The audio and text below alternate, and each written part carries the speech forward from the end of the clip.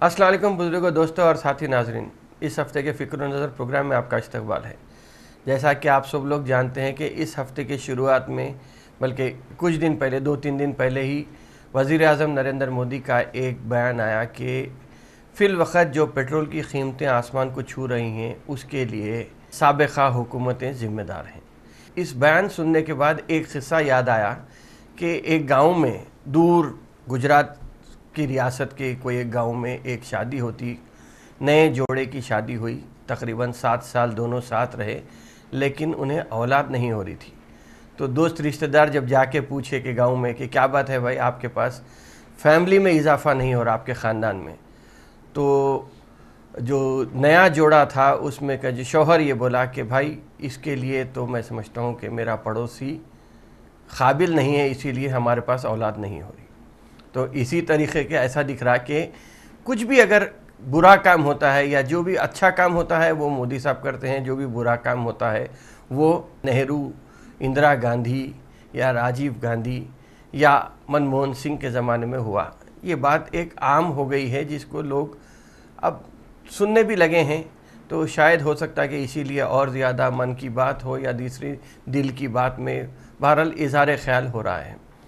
खैर, बात ऐसा है कि हिंदुस्तान में फ़िलवक़्त पेट्रोल की कीमतें बाज़ जगह, राजस्थान का एक इलाक़ा है श्री गंगानगर, वो मशहूर इसलिए है क्योंकि वहाँ पे मशहूर गज़ल गाने वाले जगजीत सिंह जो गुज़र चुके हैं वो उनकी पैदाइश का मुकाम है। तो श्री गंगानगर में 100 रुपये के पार, बल्कि 102 रुपये का निशाना पार कर गया है पेट्रोल की कीमत।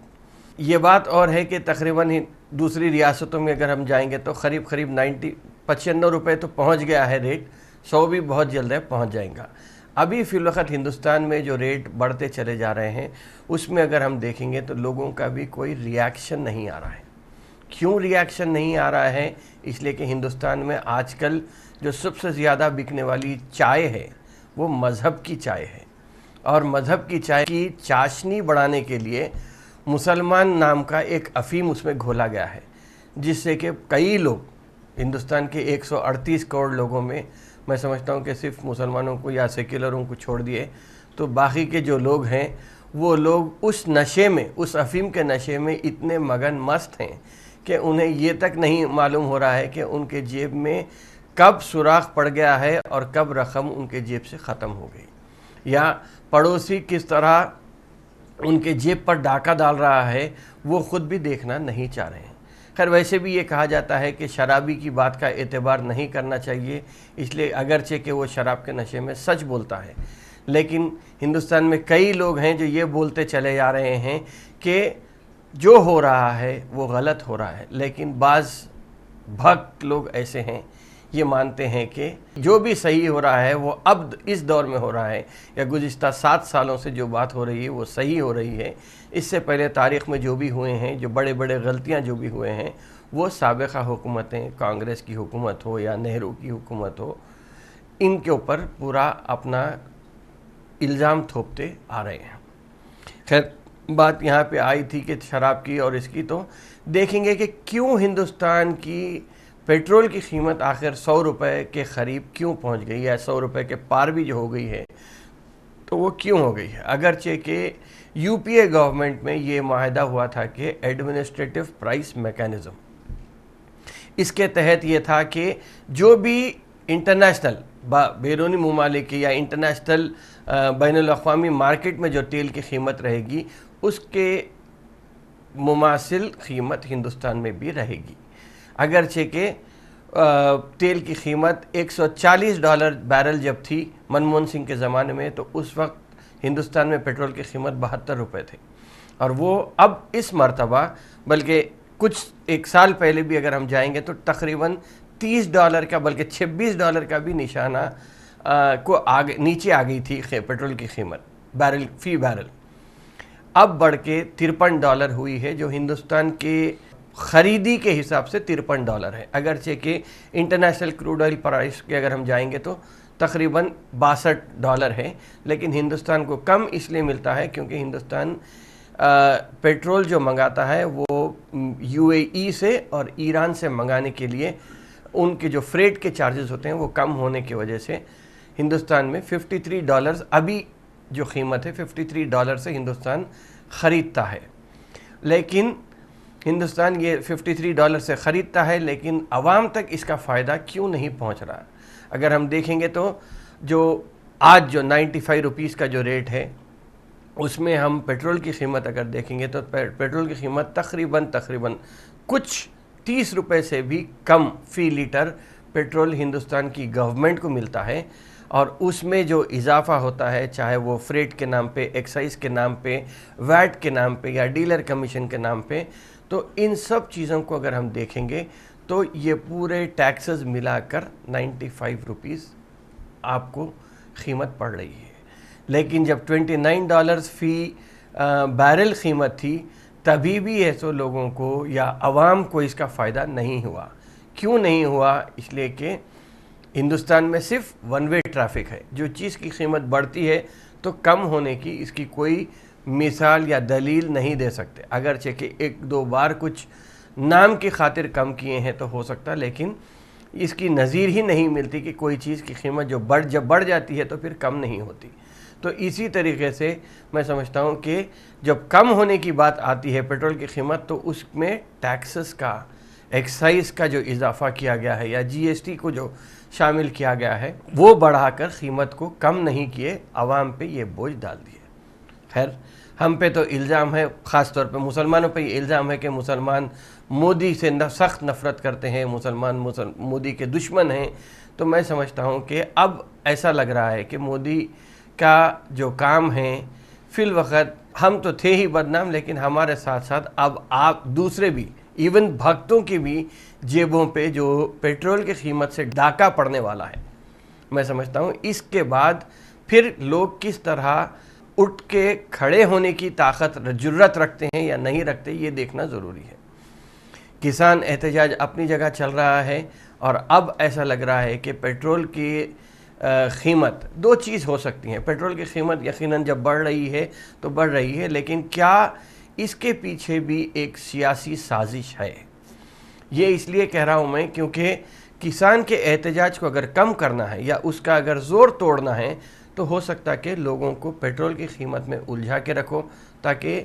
کسان سے توجہ ہٹتی ہے اور پیٹرول پہ جاتی ہے، تو پھر بعد میں پیٹرول کی توجہ پھر کسی اور مسئلے سے ہٹانے کا ایک اٹینشن ڈائیورژن گینگ کا جو کام ہے دلی میں بیٹھ کے جو ہو رہا ہے، میں سمجھتا ہوں کہ یہ بھی ہو سکتا ہے کہ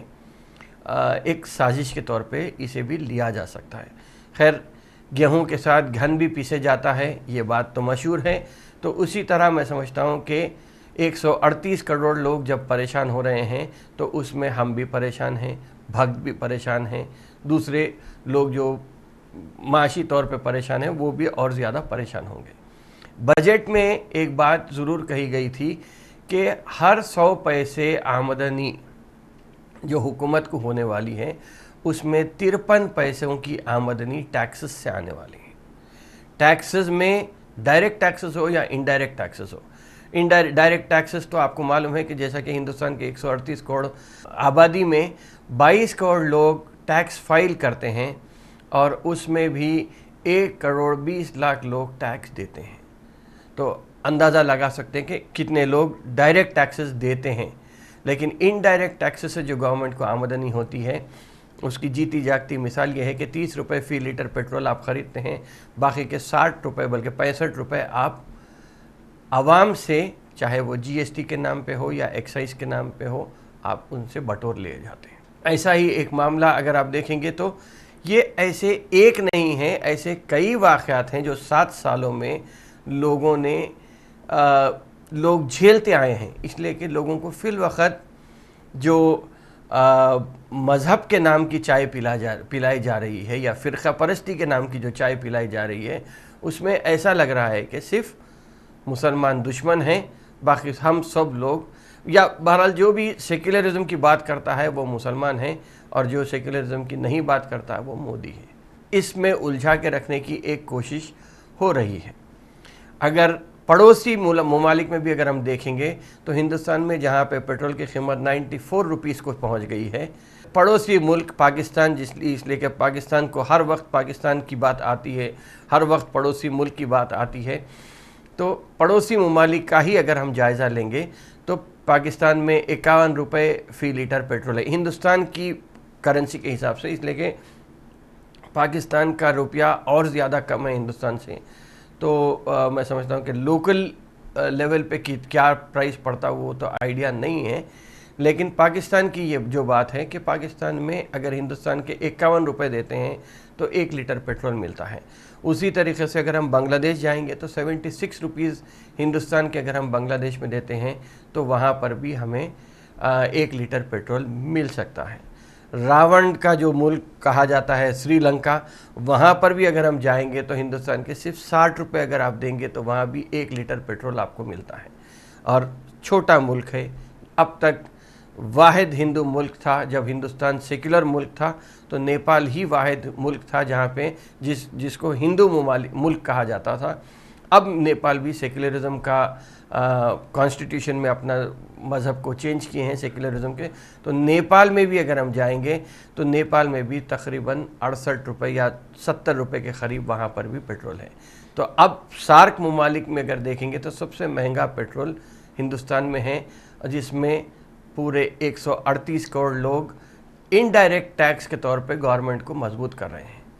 हो सकता है कि लोग ये भी कहा जा रहा है कि लोग इस बार खामोश इसलिए हैं क्योंकि लोग शायद मोदी से मुतासिर हैं, लेकिन कब तक ये खामोशी रहेगी, कब तक आप ये सहते रहेंगे, ये देखना है कि आगे क्या होता है। अगरचे कि एक और बात है कि पेट्रोल की कीमत फ़िलवक़्त जो $53 बैरल है वो अब आइंदा 1-2 महीने में $65 के करीब पहुंच जाएगी हिंदुस्तान की, और इस साल के ख़त्म तक ये भी कहा जा रहा है कि 100 से $105 हो जाएगी। तो क्या हिंदुस्तान में भी जब 200 रुपये फ़ी लीटर पेट्रोल हो जाएगा तो तभी भी लोग खामोश बैठेंगे? ये आगे ही वक्त ही बताएगा कि किस तरह लोग आगे निकलते हैं। एक और चीज़ इस हफ्ते दिखी गई है कि वो थी कि स्टॉक मार्केट ने 52,000 पॉइंट्स का निशाना पार किया है। कोई अचंभे की बात नहीं है कि स्टॉक मार्केट इस तरह भाग रही है, क्योंकि स्टॉक मार्केट इसलिए भाग रही है, बाहर के बैरूनी ममालिक के जो बड़े बड़े फाइनेंशियल इंस्टीट्यूशनल इन्वेस्टर्स हैं वो हिंदुस्तान की मार्केट में अपना सरमाया लगा रहे हैं, इसीलिए स्टॉक मार्केट भाग रही है। वैसे कोई कंपनी यहाँ पे ऐसा लग रहा है कि कोई कंपनी हो या किसी भी मुल्क में के भी ख़जाने की भी अगर हम बात करेंगे तो कोई ऐसा ख़ास उसमें तब्दीली या तरक्की या डेवलपमेंट नहीं है, लेकिन मार्केट को भगाया जा रहा है। ये बताने की कोशिश हो रही है कि मुल्क में जो भी है सब ठीक है, लेकिन ये भूल के बताया जा रहा है क्योंकि बुनियाद अगर मजबूत हुई तो उस पर 100 माले की बिल्डिंग भी आप खड़ी कर सकते हैं, लेकिन बुनियाद को अगर आप फोखल कर देते हैं तो उस पर 100 माले की बिल्डिंग कैसा खड़ी होगी ये देखना है। क्योंकि जो बुनियादी ढांचा है हिंदुस्तान का, जो बड़े बड़े इदारे थे हिंदुस्तान के, उन्हें आहिस्ता आहिस्ता ये गवर्नमेंट, बल्कि इस बजट में ही ये कहा गया है कि 4 बैंक्स को प्राइवेटाइज़ किया जाएगा, शिपिंग कॉरपोरेशन को प्राइवेटाइज़ किया जाएगा। तो ऐसे अगर आप बुनियाद को हिलाते हैं तो मैं समझता हूँ कि कोई बड़ी बात नहीं है कि चाय की कीमत आज हिंदुस्तान में बिरयानी के बराबर होते चले जा रही है। तो अगर देखेंगे हम तो अब ये भी कोशिश हो रही है हुकूमत की जानिब से कि जो लोग हिंदुस्तान में रहते हैं, बसते, कमाते हैं, खाते पीते हैं, जो लोगों ने अपनी पूंजी बचा के रखी थी, कोई सोने की शक्ल में रखे थे, कोई ज़मीन की शक्ल में रखे थे और कोई घर ख़रीद के रखा था, अब ऐसा लग रहा है कि हुकूमत ये चाह रही कि आप ये सब चीज़ें बेचिए, अपने घर का सोना बेचिए और अपना घर चलाइए। ऐसा ही लग रहा है कि बुनियाद की जो बात आ रही थी तो उसमें भी अगर हम देखेंगे तो विशाखापट्टनम स्टील प्लांट हो जो कि तेलंगाना के नाम पे क़ायम हुआ था, या अगर हम आगे जाएंगे तो इससे हट के जो शिपिंग कॉरपोरेशन ऑफ इंडिया है, BPCL है, एयर इंडिया है और कंटेनर कॉरपोरेशन ऑफ इंडिया है, IDPL है, तो पवन हंस हेलीकॉप्टर सर्विस है, ऐसे कई जो कंपनीज थे, BSNL तो वैसे ही बुरी हालत में गुजर रहा है। तो इन सब को आहिस्ता आहिस्ता बेचकर बुनियाद को खोखली करने की जो कोशिश हो रही है, मैं समझता हूँ कि लोग अभी भी अगर नींद से बेदार होते हैं, بلکہ بہت لوگ چائے پینے کے بعد بھی اگر افیم کے نشے سے باہر نکلتے ہیں تو ہی میں سمجھتا ہوں کہ ہندوستان کو بچایا جا سکتا ہے، ورنہ جس طریقے سے ہندوستان کی عوام کو کھوکھلا کیا جا رہا ہے یہ کتنے دن چلے گا یہ دیکھ کر ہی اندازہ لگانا مشکل ہے۔ لیکن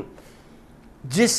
راستے پر ہندوستان جا رہا ہے اس سے بچنے کے لیے ایک چیز ہے، میں سمجھتا ہوں کہ قرآن شریف میں سورہ یوسف میں ایک قصہ بیان کیا گیا ہے، جب سورہ یوسف علیہ السلام کو خواب جو آتے تھے ان کو، اور جب انہیں جیل میں ڈال دیا گیا تھا تو یوسف علیہ السلام نے اپنے قیدیوں سے، جیل میں جب تھے تو ساتھی جو قیدی تھے ان سے یہ کہتے کہ مجھے خوابوں کی تعبیر آتی ہے، تو اسی میں سے جب وہ ایک قیدی رہا ہوتا ہے اور بادشاہ کو یہ خواب آتا ہے کہ 7 موٹی گائیں 7 دبلی گائوں کو کھا رہی ہیں، یا 7 کمزور گائیں 7 موٹی گائوں کو کھا رہی ہیں، تو بادشاہ تو پریشان ہو گیا اور بادشاہ اس کی تعبیر کے لیے پریشان تھا۔ تو جو ایک قیدی نے بادشاہ تک رسائی حاصل کرتے ہوئے یہ کہتا ہے کہ اگر آپ بولیں تو میں اس کی تعبیر لا سکتا ہوں اگر مجھے قید خانے کو دوبارہ جانے کی اجازت دی گئی۔ چنانچہ ہوا یہ کہ وہ آدمی قید خانے کو گیا، یوسف علیہ السلام سے ملتا ہے اور ان سے مل کر یہ خواب کی تعبیر پوچھتا ہے، تو انہوں نے یہ کہا کہ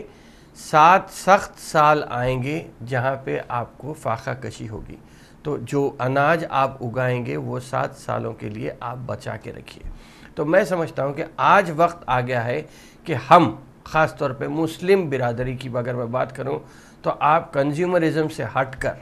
اگر کچھ رقم فائنینشیل پلاننگ کے طور پر ہی صحیح اگر سمجھتے ہیں تو یہ اس واقعے کو لے کر کچھ رقم آپ آگے کے حالات کے لیے رکھیے، اس لیے کہ آج ہندوستان میں سوائے مذہب کے نام کی جو زہر کی چائے پلائی جا رہی ہے اس سے فرقہ پرستی بڑھ رہی ہے، اور آگے چل کے ہو سکتا ہے کہ ہمیں تنگ حالات یا مشکل حالات سے گزرنا پڑے گا۔ تو میں سمجھتا ہوں کہ کچھ رقم ایسی اس طرح آپ رکھیے جو آپ کی فاضل رقم ہو سکتی، آپ کی بچائی ہوئی پونجی ہو سکتی، لیکن اس کو بہتر انداز میں اگر آپ استعمال کریں، آج بچا کے رکھ کے کل اگر استعمال کے لیے رکھیں گے۔ میں یہ نہیں کہہ رہا ہوں کہ آپ اتنا بچا لیجئے کہ آپ ابھی سے کنجوس بن جائیں گے یا فاقہ کشی کرنے لگیں گے، آپ ماڈریشن میں کریے، اس لیے کہ اسلام میں بھی یہ بات کہی گئی ہے کہ آپ نہ رائٹ سائڈ جائیے نہ لیفٹ سائڈ جائیے، بلکہ ایک درمیانی راستے کو اختیار کیجیے۔ تو میں سمجھتا ہوں کہ یہ فائنینشیل پلاننگ آج ہمارے لیے بہت ضروری ہے، ورنہ آپ دیکھیے کہ جس طرح کھلی سڑکوں پہ، ملک کے بڑے بڑے سڑکوں پہ، بلکہ حیدرآباد کی بھی اگر میں بات کروں تو جو سڑکوں پہ قتل و غارت گری کے واقعات بڑھتے جا رہے ہیں، یہ آگے چل کے اس بات کی آپ نوشت دیوار پڑھ لے سکتے کہ کیا ہونے والا ہے۔ لوگوں کے جو اکنامک پرابلمز ہے وہ فرسٹریشن میں باہر نکل رہے ہیں، تو لوگوں کو کمانے کی یا پیسے سے محبت جو بڑھتے چلے جا رہی ہے اس سے لوگ قتل کرنے کو بھی پیچھے نہیں ہٹ رہے ہیں، اور ہر واقعے میں اگر دیکھیں گے تو جو قاتل ہے وہ شراب پیا ہوا ہے، شراب کی لعنت میں ملوث ہے۔ تو شراب کی لعنت سے شاید اسی لیے ہمارے پاس شراب کو حرام قرار دیا گیا ہے۔ تو مگر حالات جو جس طرح جا رہے ہیں اس کے لیے بچنے کے لیے میں سمجھتا ہوں کہ ہمیں بہت اچھی حکمت عملی اختیار کرنا چاہیے، اور میانہ روی کے راستے پہ چلتے ہوئے آپ چاہے پیسے بچائیے یا اپنے آپ کو اس طرح بنائیے کہ آپ نہ رائٹ سائڈ جائیے نہ لیفٹ سائڈ جائیے، بیچ کے راستے پہ چلیے، تاکہ آگے کے دن اچھے ہو سکتے ہیں ہمارے لیے۔ میں چند انہی باتوں کے ساتھ انشاءاللہ تعالیٰ اپنی بات کو یہاں پہ ختم کرتا ہوں۔ انشاءاللہ تعالیٰ آئندہ ہفتے پھر ملاقات ہوگی، پھر بات ہوگی۔ شکریہ، خدا حافظ۔